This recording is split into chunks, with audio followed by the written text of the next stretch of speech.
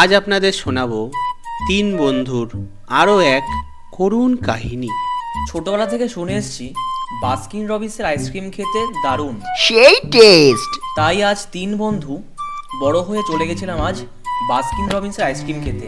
বাবা আইসক্রিম খাবো, আইসক্রিম দাও বাবা। তারপরে বুক ভরা সাহস আর চোখ ভরা আশা নিয়ে ভিতরে ঢুকে জানতে পারি 118 মিলিগ্রাম আইসক্রিমের দাম 159 টাকা।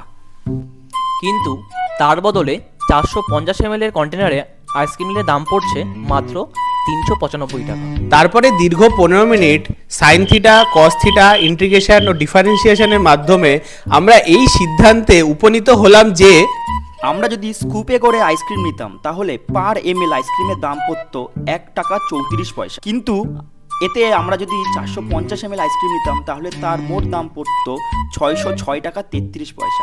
কিন্তু তার বদলে আমরা কি করেছি,